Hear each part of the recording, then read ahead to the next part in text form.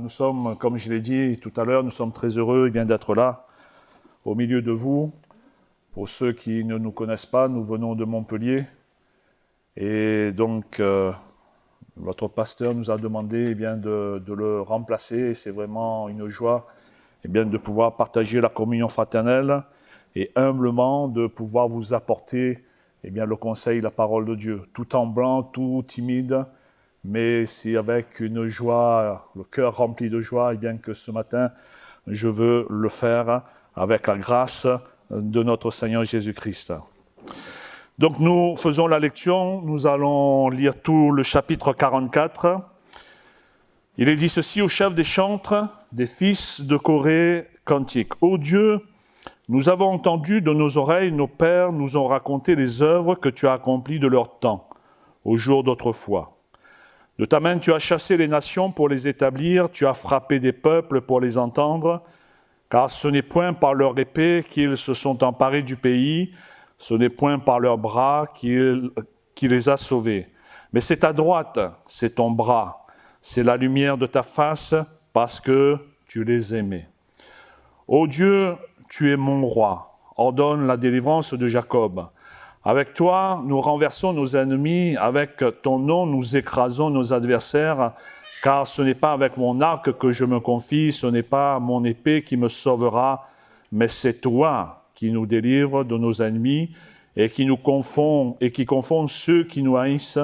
Et nous glorifions en Dieu chaque jour et nous célébrons à jamais ton nom. Alléluia. Et il y a pause. Et vous verrez que le ton change. Cependant, tu nous repousses, tu nous couvres de honte, tu ne sors plus avec nos armées, tu nous fais reculer devant l'ennemi et ceux qui nous haïssent enlèvent nos dépouilles. Tu nous livres comme des brebis à dévorer et tu nous disperses parmi les nations. Tu vends ton peuple pour rien. Tu ne l'estimes pas une grande valeur. Tu fais de nous un objet d'opprobre pour nos voisins, de moquerie et de risée pour ceux qui nous entourent. Tu fais de nous un objet de sarcasme parmi les nations et de hochement de tête parmi les peuples. Ma honte est toujours devant moi et la confusion couvre mon visage. À la voix de celui qui m'insulte et m'outrage, à la vue de l'ennemi et du vindicatif. Tout cela nous arrive sans que nous t'ayons oublié, sans que nous ayons voilé ton alliance. Notre cœur ne s'est point détourné, nos pas ne se sont point éloignés de ton sentier pour que tu nous écrases dans la demeure des chacals.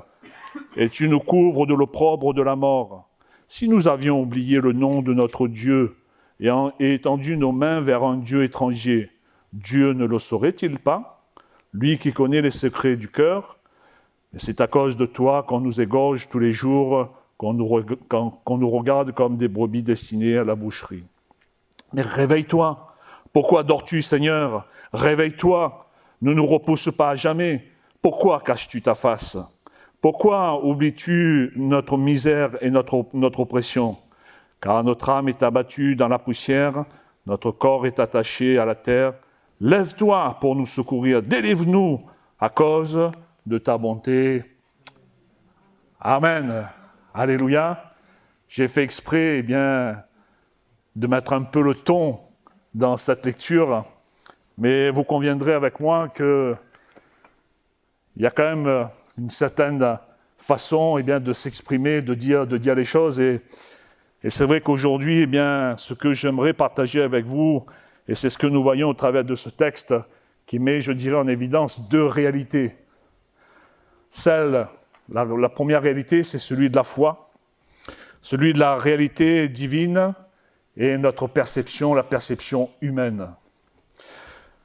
Si on devait faire une synthèse du psaume 44, on voit que du premier verset au verset 4, le psaume rappelle comment Dieu a autrefois conduit Israël à la victoire, soulignant ainsi, je dirais, la foi, mais aussi la reconnaissance du peuple envers Dieu pour ses interventions passées. Donc ça, c'est formidable. Et après avoir évoqué, je dirais, ces victoires passées, on voit les versets 5 et 9, se concentrent sur le moment présent, montrant là aussi la confiance du peuple en Dieu comme leur véritable source de force et de victoire. Et ils disent qu'ils rejettent toute confiance en leur propre capacité ou arme personnelle, attribuant la victoire à Dieu.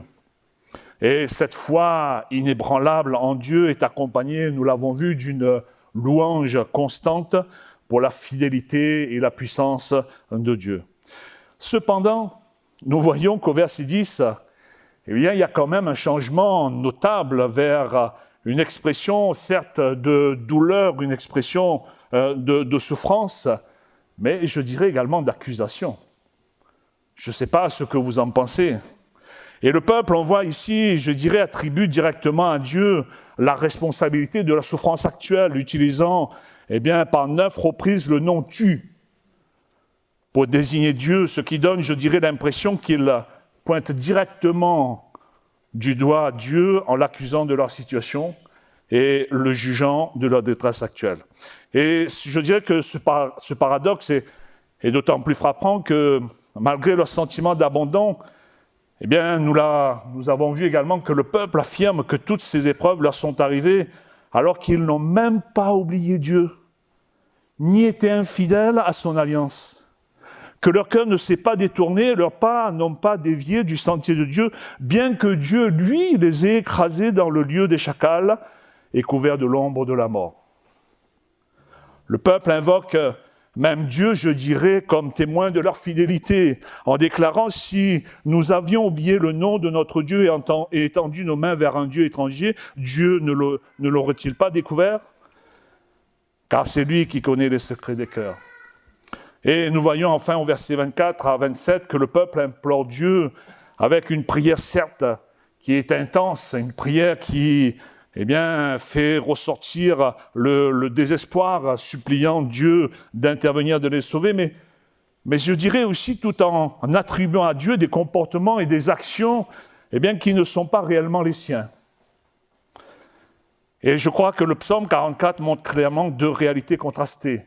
D'un côté, la reconnaissance des grandes œuvres de Dieu et la confiance en sa fidélité, et de l'autre, vous avez également le sentiment d'abandon et de désespoir face aux épreuves constantes, présentes. Et aussi, on peut se demander comment le peuple d'Israël peut-il d'un côté se souvenir des grandes œuvres de Dieu, exprimer ainsi leur confiance en lui et reconnaître que toutes leurs victoires passées et présentes sont dues à l'intervention de Dieu, à une intervention divine.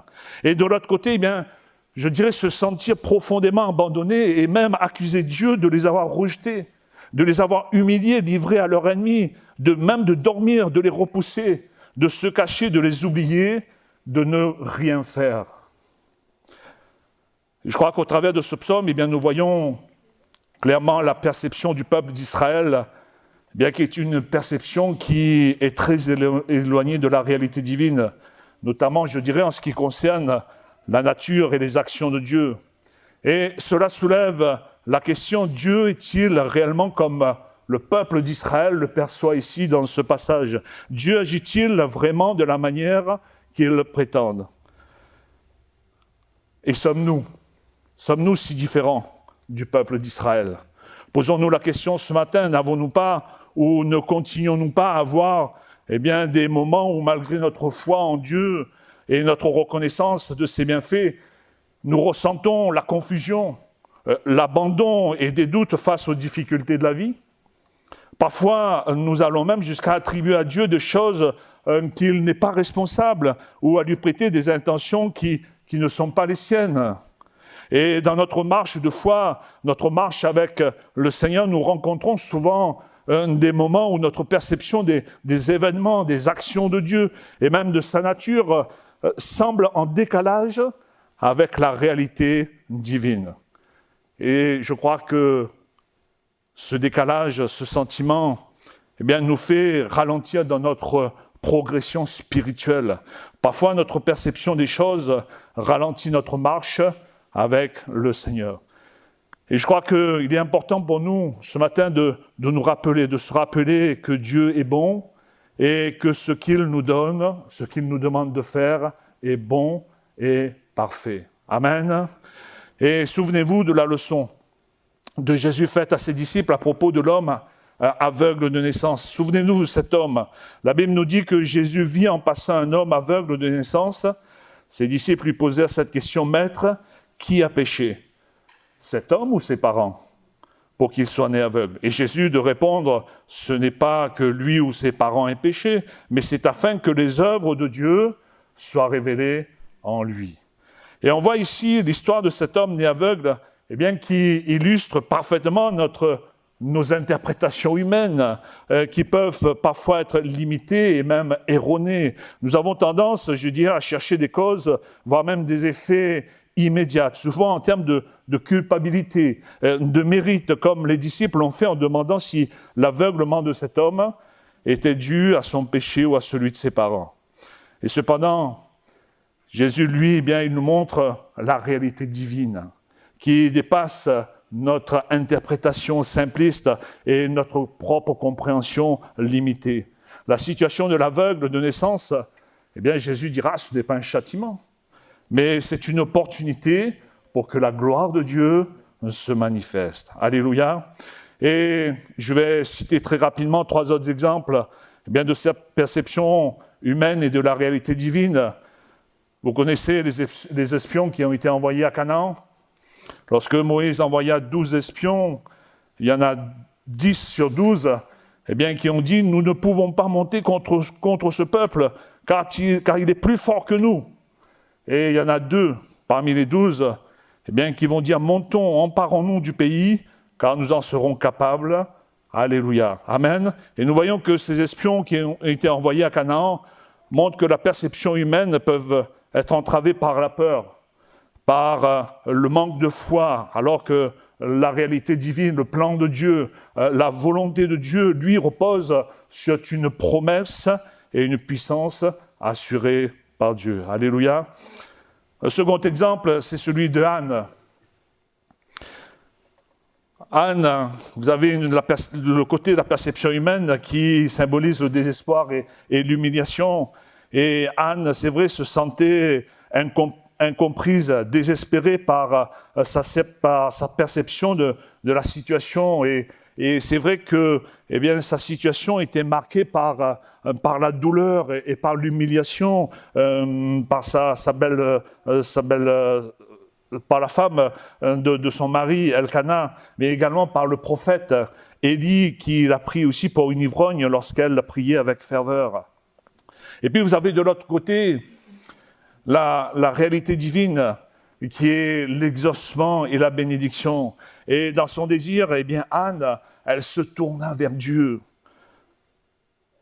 Avec une prière fervente et sincère, elle fit vœu que si Dieu lui donnait un fils, elle le consacrerait au service du Seigneur. Et la Bible nous dit que l'Éternel se souvint d'elle, et Anne conçut Samuel, qui devint un grand prophète en Israël.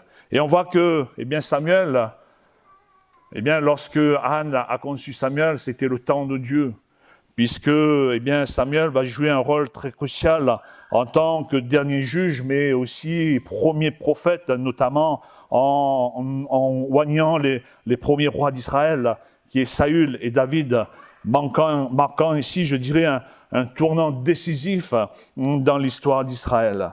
Et donc on voit ici l'histoire de Anne, nous enseigne que même dans le désespoir le plus profond, la prière sincère et la persévérance peuvent transformer des situations humiliantes et désespérées en source de bénédiction et de grande joie, tout en servant le plan de Dieu. Un dernier exemple, nous connaissons aussi Naaman. Le côté de la perception humaine, c'est son orgueil et ses attentes personnelles. On voit que Naaman fut très déçu et en colère lorsque Élisée va lui envoyer de se laver 7 fois dans le Jourdain pour être guéri. Et lui, il se disait, mais je me disais, il sortira certainement avec moi, se tiendra là, invoquera le nom de l'Éternel, son Dieu, et agitera ses mains sur l'endroit malade et guérira le lépreux. Les fleuves de Damas, l'Abana et le Parpar ne valent-ils pas mieux que toutes les eaux d'Israël? Ça, c'est la perception humaine. Ses propres désirs, ses attentes personnelles. Et puis, vous avez de l'autre côté qui est l'humilité et aussi l'obéissance. Et après avoir été persuadé par ses serviteurs, eh bien, Naaman finit par obéir aux instructions simples d'Élisée et fut complètement guéri de sa lèpre. Et donc nous voyons là aussi que la perception humaine basée sur l'orgueil et basée sur l'attente personnelle eh bien, peut nous empêcher de voir la simplicité et la puissance du plan de Dieu dans nos cœurs, dans nos vies, eh bien, qui requiert bien souvent de l'humilité et de l'obéissance. Et donc nous voyons que eh bien, ces récits illustrent clairement comment la perception humaine est souvent limitée par la peur, par le désespoir, les attentes, les préjugés. Et cependant, ces histoires montrent également que la foi, la confiance en Dieu, la persévérance peuvent transformer ces situations apparemment désespérées, remplies de doutes, remplies de souffrances, en témoignage puissant de la fidélité de Dieu et de sa puissance. Et souvent, lorsque l'on traverse des difficultés et des souffrances, eh bien, notre vision de la réalité divine, elle est bien souvent limitée, elle est étroite, confrontée à notre perspective humaine. Et lorsque nous nous concentrons, je dirais, sur les circonstances qui sont devant de nous, qui nous entourent, cela devient un obstacle à la foi. Souvenez-vous de Pierre lorsqu'il a voulu rejoindre Jésus pour marcher sur l'eau. Bien, tant qu'il était concentré sur la personne de Jésus, tant que ses yeux, ses regards étaient fixés sur Jésus-Christ, eh bien, Pierre marchait sur l'eau. Et du moment où il s'est mis à regarder autour de lui, à regarder toutes ces vagues, etc., à regarder le vent, eh bien, il a pris peur et il a commencé à couler. Et la foi, voyez-vous, je dirais, ne repose pas sur ce qui est visible, sur ce qui est matériel, sur ce qui est perceptible, mais va au-delà de toutes ces choses. Et c'est pourquoi la Bible, dans le livre des Hébreux, chapitre 11, verset 1, il est dit que la foi, c'est la conviction des choses que l'on ne voit pas, des choses que l'on espère. Amen. Charles Spurgeon, qui est un grand prédicateur anglais, a dit ceci: une petite foi peut amener notre âme au ciel, tandis qu'une grande foi peut amener le ciel dans notre âme. C'est beau, mais qu'est-ce que cela peut bien vouloir dire? Alors j'ai particulièrement, c'est vrai, apprécié cette situation car je trouve qu'elle reflète parfaitement eh bien, la différence entre la perception humaine et la réalité divine. Voyez-vous, parce qu'une petite foi, eh bien c'est vrai, elle peut nous amener au ciel et c'est une foi qui est modeste, qui peut certes nous sauver, nous éloignant, je dirais, progressivement des choses terrestres, bien qu'elle puisse encore parfois nous affecter. Et cette petite foi aux perceptions humaines, eh bien, elle est aussi semblable à cette maison qui a été construite sur le sable. Lorsque les tempêtes, lorsque les difficultés, les épreuves surviennent, eh bien, cette maison s'effondre, car elle n'est pas solidement ancrée. Et de la même manière, une petite foi va vaciller face aux circonstances difficiles si elle se concentre uniquement sur le visible et le matériel. En revanche, une foi profonde et robuste, je dirais, peut transformer toute notre vie entière, nous apportant paix, joie et la persévérance de Dieu même au milieu des tempêtes. Une grande foi nous permet de vivre pleinement la réalité du royaume de Dieu sur terre déjà, nous donnant la force et la stabilité pour affronter les défis, pour affronter les épreuves de la vie que nous rencontrons. Et cette grande foi ou la réalité divine dans nos cœurs, eh bien, je vais aussi la comparer à cette maison qui a été bâtie sur le roc. Une foi bien ancrée en Dieu. Même lorsque les tempêtes surviennent, cette maison reste debout car elle est solidement fondée sur la vérité, sur la fidélité de Dieu, sur notre Seigneur et Sauveur Jésus-Christ qui lui-même est le roc de notre vie. Et une grande foi, eh bien, permet de résister aux tempêtes de la vie et de vivre le ciel ici-bas. Amen, en restant fixé sur les promesses et sur la présence de notre Dieu. Alors posons-nous la question, notre perception de Dieu, qui il est, ce qu'il fait, les événements eh bien, de notre vie, ce qui nous entoure, ce que nous entendons, ce que nous voyons, correspond-elle réellement, vraiment à sa fidélité divine? Ou bien avons-nous une compréhension, une perception charnelle, ou voire même une vision limitée ou une vision incomplète des choses de Dieu? Dans Philippiens 3.3, il est dit « Car les circoncis, c'est nous. Nous rendons à Dieu notre culte par l'Esprit de Dieu qui nous glorifions en Jésus-Christ, qui ne mettons point notre confiance en la chair. » Et cela veut dire que les croyants ne mettent pas leur confiance en des choses humaines, en des choses charnelles ou extérieures comme la circoncision. Ici, l'apôtre Paul le parle, la circoncision physique, les œuvres ou la tradition humaine. Mais notre foi, notre confiance repose entièrement sur Dieu, repose entièrement en Dieu et en l'œuvre de notre Seigneur Jésus-Christ. Alléluia! Et en résumé, l'apôtre Paul affirme que les véritables enfants de Dieu sont ceux qui adorent Dieu en esprit et en vérité se glorifient en Christ et ne mettent pas leur confiance dans les accomplissements humains, dans ses propres perceptions. Et réfléchissons donc un peu ce matin à ce que nous pouvons faire pour rendre, je dirais, notre perception de Dieu aussi précise que possible.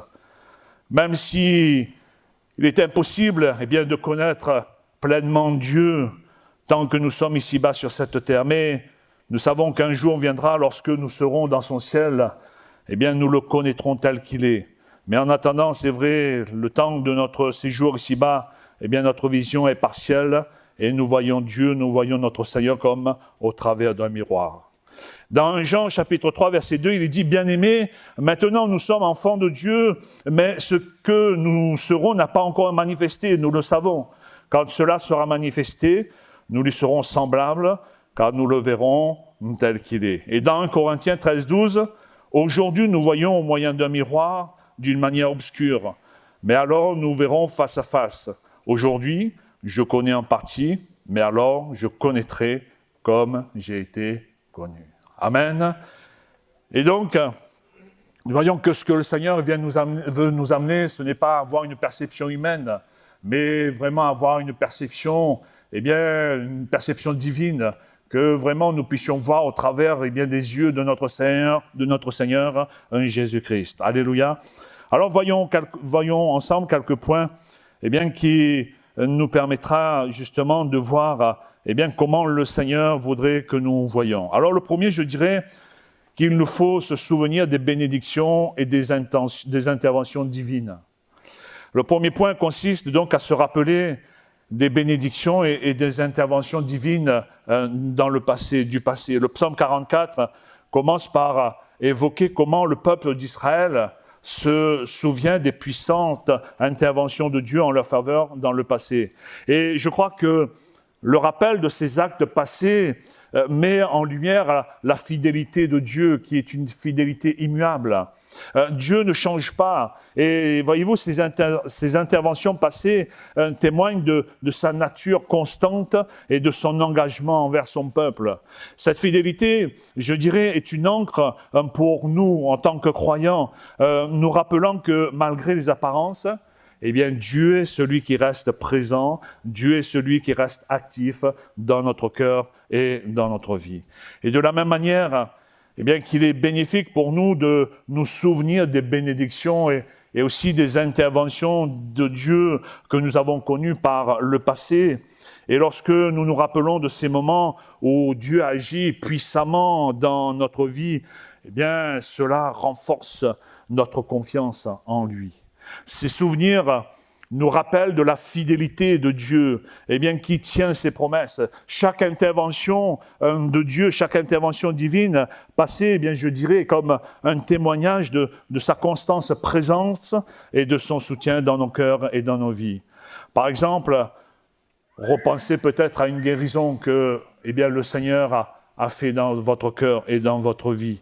Pensez peut-être à une situation financière qui a été résolue de manière inattendue grâce à Dieu. Ces choses, le fait de penser, de rappeler, fortifie notre foi et notre capacité à nous aider dans notre preuve actuelle et future. Et je crois qu'en nous souvenant constamment des bénédictions et des interventions de Dieu, nous pouvons ainsi affronter les défis de la vie avec une confiance renouvelée dans la fidélité et dans la puissance de Dieu, en se rappelant que Dieu a déjà traversé les tempêtes avec nous. nous trouvons le réconfort et l'assurance qu'il ne nous abandonnera pas. Amen.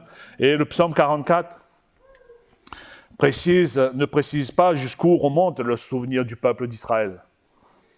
Mais il est probable que ces souvenirs étaient transmis de génération en génération à travers des écrits et des récits oraux, peut-être, comme les Israélites cultivaient ces souvenirs et transmettaient leur expérience de Dieu. Je crois que nous aussi, nous devons également cultiver, je dirais, la mémoire des interventions de Dieu dans nos cœurs et dans nos vies.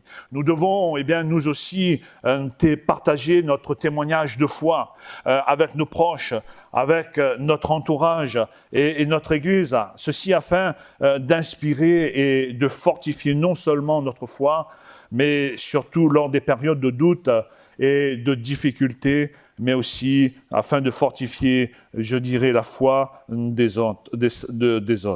Et aujourd'hui, c'est vrai que nous avons la parole de Dieu qui nous permet de remonter bien avant la création du monde et même de connaître ce qui arrivera après nous, après les générations futures. Et je crois que c'est là un avantage par rapport au peuple d'Israël. Et ayant accès à la parole de Dieu, nous possédons cette ressource qui est une ressource inestimable, qui nous permet de comprendre l'histoire depuis la création jusqu'à notre enlèvement avec notre Seigneur Jésus-Christ. Et cette connaissance devrait transformer notre manière de vivre, renforcer notre foi et nous encourager, je dirais, à transmettre ces vérités de génération en génération. Et donc, en vivant selon les enseignements de la Bible, nous pouvons affronter les défis avec confiance, espoir et une perspective éternelle, sachant que Dieu est fidèle et il est fidèle à ses promesses et qu'il dirige l'histoire de notre vie selon son plan parfait. Dieu demeure le même, hier, aujourd'hui et éternellement. Et il est l'alpha, il est l'oméga. Savoir que Dieu a un plan pour l'humanité, que Dieu a un plan pour chacun d'entre nous, ce plan s'étend depuis la création jusqu'à l'éternité dans son ciel de gloire. Et ce plan, nous permet de vivre dans l'espérance et dans la joie. Nous pouvons faire face aux difficultés de la vie avec la certitude que Dieu est au contrôle dans notre cœur, dans notre vie, et que son plan se déroule selon sa volonté parfaite. Amen. Le deuxième point, je dirais qu'il nous faut aussi accepter nos limites et placer notre foi en Dieu. Comme mentionné précédemment, nous l'avons vu que la foi, elle est essentielle. En ce qui concerne le peuple d'Israël, après avoir évoqué les victoires passées de Dieu et exprimé leur gratitude pour ses interventions, nous voyons du verset 5 au verset 9 du psaume, que ces versets continuent de souligner la foi du peuple d'Israël, une foi qui est inébranlable en Dieu. Le peuple place sa confiance en Dieu comme source de leur force, de leur victoire. Ils rejettent ainsi toute confiance en leurs propres armes, leurs propres capacités, attribuant toute leur victoire à Dieu et à Dieu seul. Et le peuple reconnaît que leurs armes et leurs propres capacités sont insuffisants pour apporter la victoire, pour apporter le salut. Ils acceptent que Dieu est leur sauveur et celui qui confond leur ennemi. Et voyez-vous, cette foi inébranlable en Dieu, nous l'avons lu, comme vous avez lu comme moi, elle est accompagnée de louanges, qui est une louange constante pour sa fidélité et sa puissance, montrant ainsi, je dirais, leur gratitude et leur adoration continue. Et les versets 5 à 9 du psaume 44, elles nous enseignent l'importance de reconnaître nos limites humaines et de dépendre de Dieu au-delà de notre compréhension. Il souligne que, voyez-vous, notre propre capacités sont insuffisantes et que seule la foi en Dieu peut nous apporter la délivrance et répondre à nos questions les plus profondes. Reconnaître notre nature fragile, notre nature éphémère, eh bien, nous pousse à rechercher davantage Dieu, à rechercher sa face, à rechercher le plan de Dieu dans nos cœurs, dans nos vies, avec humilité, et vivre ainsi en accord avec sa volonté. Et voyez-vous, en nous appuyant sur Dieu, eh bien, nous trouvons ainsi la sagesse. Nous trouvons ainsi la direction de Dieu pour nos cœurs, pour nos vies. Nous trouvons ici la paix qui surpasse tout entendement, qui surpasse notre compréhension. Et nous pouvons ainsi, là encore, affronter les défis de la vie avec une foi, je dirais une foi renouvelée et une confiance inébranlable en la fidélité de Dieu plutôt que de les subir. Dans le livre de Proverbes, chapitre 3, au verset 5 à 6, il est dit ceci: « Confie-toi en l'Éternel de tout ton cœur, ne t'appuie pas sur ta sagesse, mais reconnais-le dans toutes tes voies, et il aplanira tes sentiers. » Alléluia. Donc en nous appuyant sur Dieu et non pas sur notre propre compréhension, eh bien nous trouvons la vraie direction et la sécurité en Dieu. Amen. Le troisième point, eh bien je dirais qu'il nous faut, c'est de reconnaître que Dieu n'est jamais l'auteur de nos souffrances. Dieu n'aime pas nous voir souffrir, frères et sœurs. Dieu n'aime pas nous voir être détestés. Il n'est certainement pas à l'origine de nos malheurs, de nos souffrances ou de nos épreuves. Dieu permet ces choses, mais Dieu n'est pas à l'origine de nos souffrances. Dieu n'est pas à l'origine de nos malheurs. Et dans les versets 9 et 16 du psaume 44, eh bien, le peuple d'Israël exprime une profonde lamentation, attribuant directement à Dieu leurs souffrances et leurs épreuves, en disant « tu » à 9 reprises. Il montre qu'ils ne le voient pas juste comme quelqu'un qui regarde de loin leur malheur, mais aussi comme celui qui en est l'auteur, celui qui est derrière tout leur malheur, tous leurs différends. Cela montre à quel point eh bien, le peuple d'Israël se sent peut-être abandonné, totalement confus, mais nous voyons que ce n'est pas la première fois que le peuple d'Israël avait de telles attitudes. Déjà, après leur sortie d'Égypte, eh bien, les Israélites se plaignaient régulièrement et accusaient Dieu et Moïse de les avoir entraînés dans le désert pour mourir, malgré les miracles qu'ils avaient vus en Égypte. Et je dirais qu'il est tout à fait normal d'exprimer nos doutes, d'exprimer nos peurs, nos sentiments, nos détresses à Dieu, c'est tout à fait normal. Et la Bible nous dit même de le faire, de faire connaître à Dieu tous nos besoins et de nous décharger sur lui, de tous nos soucis, de tous nos fardeaux. Et Christ, il est celui qui entend nos cris, il est celui qui répond à nos douleurs, souvent de manière qui dépasse notre compréhension immédiate. Et je crois que Dieu peut supporter et comprendre nos sentiments les plus profonds. Cependant, accuser Dieu ou lui reprocher notre situation est une autre affaire. En accusant Dieu et en attribuant à Dieu d'être responsable de la souffrance, les Israélites expriment là un jugement sévère sur la manière de Dieu à gérer leur situation. Voici quelques-unes de leurs accusations. Tu nous repousses, tu nous couvres de honte, tu ne sors plus avec nos armées, tu nous fais reculer devant l'ennemi, et ceux qui nous haïssent enlèvent nos dépouilles. Tu nous livres comme des brebis à dévorer, tu nous disperses parmi les nations. Tu vends ton peuple pour rien, tu n'estimes pas une grande valeur. Tu fais de nous un objet d'opprobre pour nos voisins, de moquerie et de risée pour ceux qui nous entourent. Tu fais de nous un objet de sarcasme parmi les nations et de hochement de tête parmi les peuples. Voyez-vous, en accusant Dieu de ses actes, eh bien, ils tentaient de faire porter la responsabilité de leur situation à Dieu.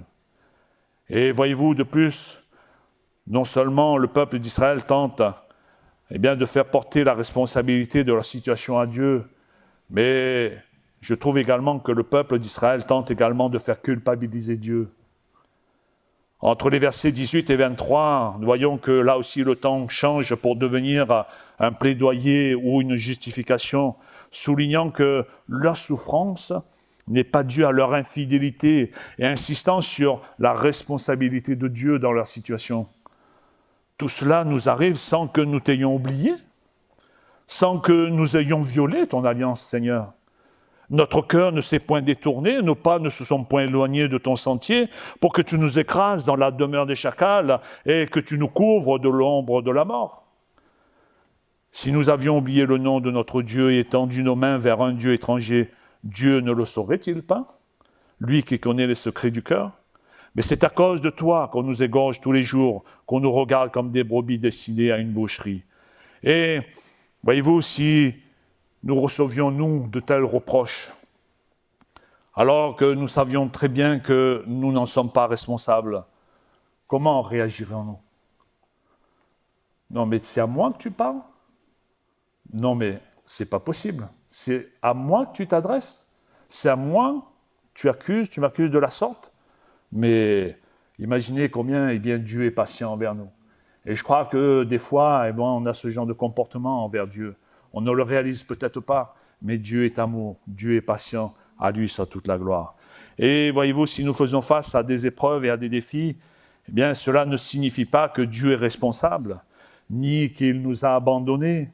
Lorsqu'on traverse des moments difficiles, c'est vrai qu'il est tentant de chercher une explication ou une cause directe ou un responsable, parfois en remettant en question notre relation avec Dieu.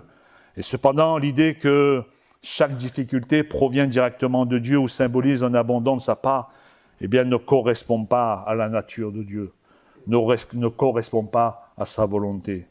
Dans Jacques chapitre 1, verset 13, il est dit ceci: « Quand quelqu'un a envie de faire le mal, il ne doit pas dire « c'est Dieu qui me pousse à faire le mal ». Dieu ne peut pas avoir envie de faire le mal et il ne pousse personne au mal.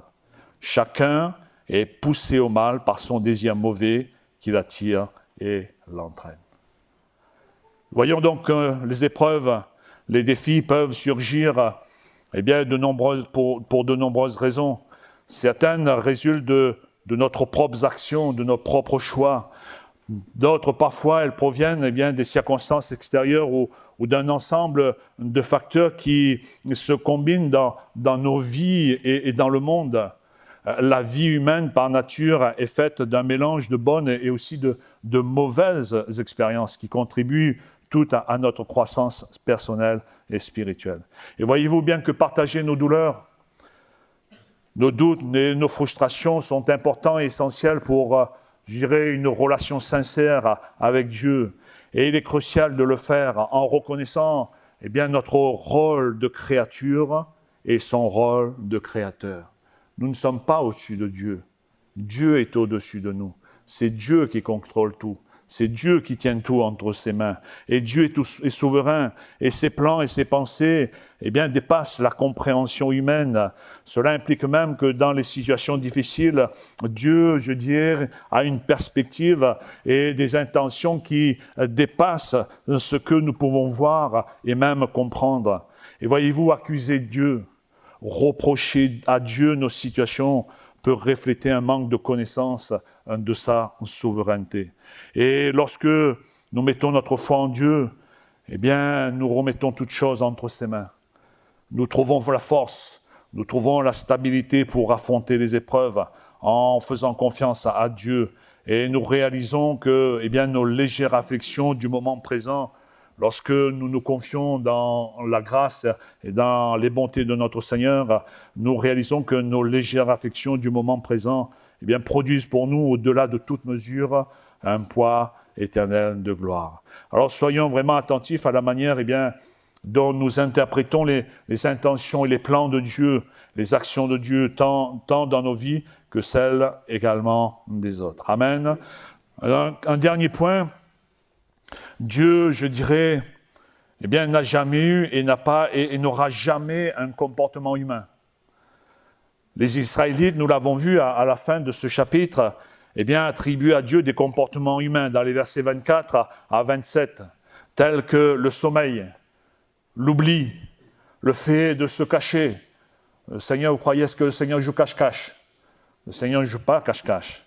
Le fait que le Seigneur est vraiment éloigné, ce qui ne correspond pas à sa nature divine, réellement à la personne de notre Dieu. Et là, encore une fois de plus, les paroles des Israélites montrent une compréhension limitée de Dieu. Ils projettent des comportements humains sur Dieu, exprimant ainsi leur frustration, leur détresse.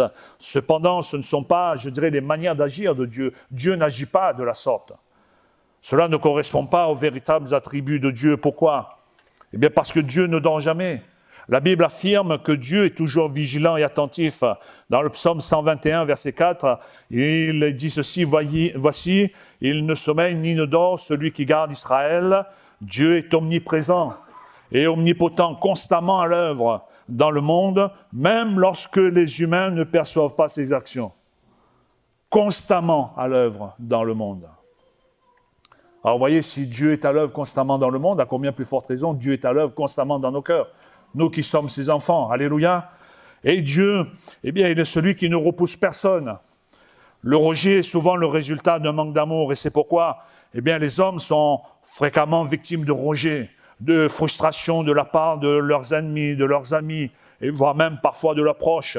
Mais Dieu est un Dieu d'amour, plein de compassion, plein de miséricorde, et il a promis de jamais nous abandonner, ni de délaisser son peuple. Dans Deutéronome chapitre 31, verset 6, il est dit « Ne crains rien, car je suis avec toi. Ne promène pas des regards inquiets, car je suis ton Dieu. Je te fortifie, je viens à ton secours, je te soutiens de ma droite triomphante. » Dans Jean chapitre 6, verset 37, il est dit « Je ne mettrai pas dehors celui qui vient à moi. » Et enfin, Matthieu 28, 18, le Seigneur Jésus eh bien, nous promet d'être toujours avec nous jusqu'à la fin des temps. Et voyez-vous, le sentiment de rejet et d'abandon ressenti par le peuple, eh bien, sont des perceptions humaines limitées, souvent amplifiées par la souffrance et les difficultés, mais ces sentiments ne reflètent pas la manière dont Dieu agit, dont Dieu fonctionne. Dieu ne se cache pas non plus. Bien que Dieu puisse parfois, je dirais, être silencieux et peut-être éloigné, il est en réalité toujours présent et actif dans notre cœur, dans notre vie et pour nous. Dans Jérémie chapitre 23, il est dit, Dieu dit, « Quelqu'un se cacherait-il dans des cachettes sans que je le voie ?» dit l'Éternel. « Ne remplis-je pas moi-même les cieux et la terre ?» dit l'Éternel. L'Éternel, eh bien, il est celui qui remplit les cieux et la terre. Quelqu'un qui remplit les cieux et la terre, comment peut-il se cacher? C'est impossible. Il est si grand, il a fait même sa demeure dans notre cœur et dans notre vie. Alors, pourquoi Dieu se cacherait-il? Et où se cacherait-il? Mais Dieu n'a aucune raison de se cacher. Il n'y a aucun endroit où Dieu pourrait se cacher. Bien au contraire, son désir est d'être en relation avec chacun d'entre nous, avec chacun de ses enfants, et de nous guider selon ses pas. Et cependant, eh bien, je dirais que Dieu peut observer des périodes de silence, c'est vrai. Et pendant ces périodes de silence de Dieu ou sa distance peuvent être souvent, je dirais, une invitation de notre part à approfondir notre recherche de sa personne ou à développer encore plus, je dirais, notre foi, à développer encore plus notre confiance en ses plans, même quand ils ne sont pas immédiatement évidents. Dans Jérémie chapitre 29, verset 11, il est dit « Car je connais les projets que j'ai formés sur vous, dit l'Éternel. Projet de paix et non de malheur, afin de vous donner un avenir et de l'espérance. Vous m'invoquerez et vous partirez. Vous me prierez et je vous exaucerai. Vous me cherchez et vous me trouverez, si vous me cherchez de tout votre cœur. Je me laisserai trouver par vous, dit l'Éternel, et je ramènerai vos captifs. Je vous rassemblerai de toutes les nations et de tous les lieux où je vous ai chassés, dit l'Éternel, et je vous ramènerai dans le lieu d'où je vous ai fait aller en captivité. » Amen. Et puis aussi, je dirais que Dieu n'oublie jamais. Il est vrai que les moments difficiles peuvent nous pousser à penser que Dieu nous a oubliés. Cependant, malgré notre désobéissance, il ne vient jamais à l'esprit de Dieu de nous livrer à nous-mêmes ou à nos difficultés. Les hommes peuvent nous abandonner. Même une mère, malheureusement, qui a porté son enfant dans son sein pourrait le faire. Mais Dieu, lui, il n'oublie personne. Il n'oublie personne, il ne nous oublie pas. Dans Isaïe 49, verset 15, il est dit « Une femme oublie-t-elle l'enfant qu'elle allait? N'a-t-elle pas pitié du fruit de ses entrailles? Quand elle l'oublierait, moi, je ne t'oublierai point. Voici, je t'ai gravé sur mes mains, tes murs sont toujours devant mes yeux. » Alléluia. Et donc l'oubli est une caractéristique humaine, mais pas de Dieu. Dans sa perfection, Dieu n'oublie jamais. Dieu n'oublie jamais aucun de ses enfants, ni ses engagements envers eux. Et voyez-vous bien que les Israélites projettent des comportements humains sur Dieu dans leur détresse. Il est crucial de comprendre que Dieu n'agit pas comme nous, comme les humains. Sa vigilance, sa fidélité, sa présence constante dans nos cœurs, dans nos vies, et son témoignage infaillible, et son souvenir, infaillible, témoignent de sa nature divine et parfaite qui dépasse de loin les limitations humaines. Alléluia. Et j'en arrive à ma conclusion. J'aimerais que nous puissions lire dans Ésaïe chapitre 40 et au verset 25, dans le livre d'Ésaïe, au chapitre 40 et au verset 25, il est dit ceci: « À qui me comparerez-vous pour que je lui ressemble, dit le Saint. Levez vos yeux en haut et regardez. Qui a créé ces choses? Qui a marché en ordre leur armée? Il les appelle toutes par leur nom, par son grand pouvoir et par sa force puissante. Il n'en est pas une qui fasse défaut. Pourquoi dis-tu Jacob? Pourquoi dis-tu Israël? Ma destinée est cachée devant l'Éternel. Mon droit passe inaperçu devant mon Dieu. Ne le sais-tu pas? Ne l'as-tu pas appris? C'est le Dieu d'éternité, l'Éternel, qui a créé les extrémités de la terre. Il ne se fatigue point, il ne se lasse point. On ne peut sonder son intelligence. Il donne de la force à celui qui est fatigué. Alléluia. Tu es fatigué, mon frère, ma sœur, eh bien le Seigneur te donne la force ce matin.